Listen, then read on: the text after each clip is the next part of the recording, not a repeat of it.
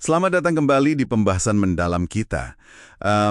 Hari ini kita mau gali satu sumber kekuatan nih, yang seringkali nggak terlalu kelihatan tapi efeknya besar dalam negosiasi. Betul sekali. Ini dari materi Anda ya, soal kekuatan imbalan atau reward power. Kita coba lihat gimana persepsi soal kemampuan ngasih imbalan ini bisa mengubah dinamika negosiasi Anda. Bisa banget malah. Iya. Persepsi itu kuncinya. Nah, tujuan kita kali ini apa? Biar kita sama-sama paham gimana sih kekuatan ini bekerja, terus gimana orang lain mungkin pakai ini ke Anda, dan yang penting banget nih, gimana Anda bisa putar balik cara pandang biar merasa lebih punya power gitu. Ya. Mari deh, kita bedah langsung. Oke.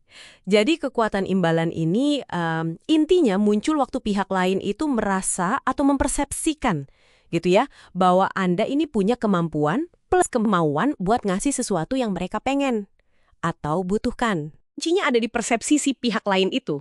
Itu intinya. Betul. Dan seringnya kita malah kebalik ya mikirnya. Kayak contoh di materi Anda itu, penjual nih sering merasa pembeli yang punya reward power gede. Iya kan? Soalnya kan pembeli yang ngasih orderan, yang ngasih bisnis. Nah, ini bisa bikin si penjual jadi merasa, posisinya lemah gitu. Hampir kayak minta-minta. Andi mungkin pernah lah ngerasain yang kayak gini. Nah, justru di sini nih bagian yang menurut saya paling menarik dan bisa bikin kita lebih kuat.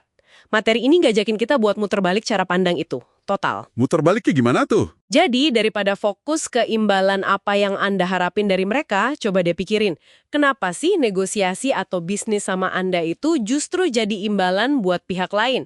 Nilai unik apa yang Anda bawa ke meja? Menarik.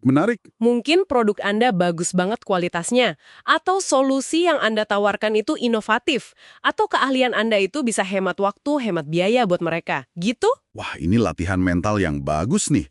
Coba deh, Anda mungkin bisa luangkan waktu bentar, terus tulis beneran. 3 aja.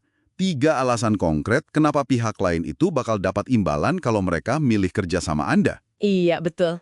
Ini bukan cuma biar positive thinking aja ya, tapi benar-benar bangun fondasi keyakinan diri. Yakin sama nilai yang kita tawarkan.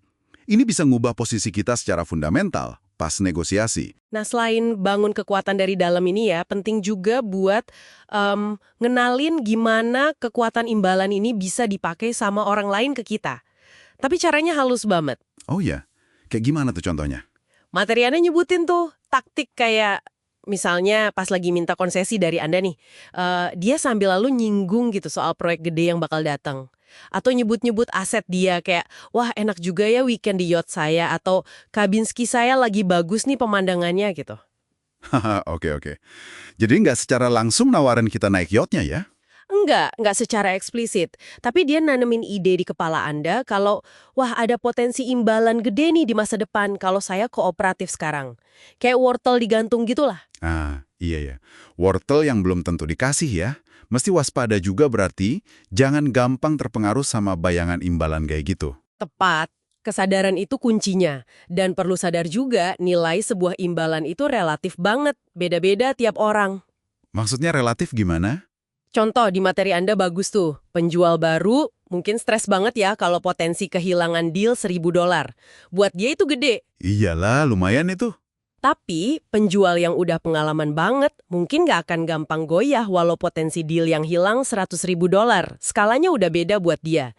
Jadi pas orang lain coba pakai reward power ke Anda, tanya ke diri sendiri dulu, ini beneran seberapa gede sih nilainya buat saya? Jangan biarin persepsi dia yang nentuin reaksi Anda. Oke, jadi bisa dibilang inti buat nguasain dinamika reward power ini tuh ada di pergeseran cara pandang kita ya, di dalam diri. Betul sekali. Bangun keyakinan yang benar-benar tulus kalau kita ini yang bawa nilai. Kalau berinteraksi sama kita, itu justru hadiah atau imbalan buat orang lain, bukan sebaliknya. Ini bukan sombong ya, tapi sadar nilai diri.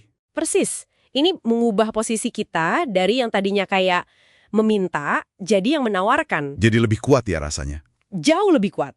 Kekuatan sejati itu muncul dari keyakinan pada nilai yang Anda bawa. Ini ngaruh ke cara Anda ngomong, bahasa tubuh Anda, bahkan kesiapan Anda buat bilang enggak kalau dealnya nggak pas. Anda nggak lagi gerak karena takut kehilangan imbalan, tapi karena yakin sama imbalan yang Anda tawarkan. Oke, jadi kalau kita rangkum nih, inti utama dari kekuatan imbalan ini apa dong? Pertama, sadari kalau ini ada, dan gimana persepsi itu megang peranan penting banget. Iya, sadari dulu. Kedua, kenali pas orang lain pakai ini ke Anda. Mau terang-terangan atau halus caranya.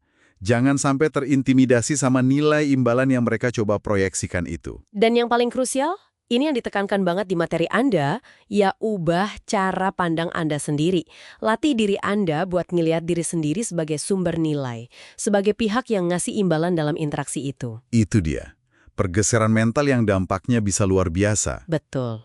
Ini sih yang paling penting kayaknya. Nah, ini jadi ada satu pertanyaan penutup yang menarik nih buat Anda renungkan lebih lanjut. Memberikan imbalan di sebagian besar negosiasi Anda, bukan cuma Anda yang nyari imbalan, kira-kira nih, gimana hal itu bakal ngubah cara Anda siap-siap, cara Anda ngomong, cara Anda ambil keputusan di interaksi berikutnya. Bahkan, mungkin di obrolan yang kelihatannya kecil atau sepele. Coba direnungkan dampaknya.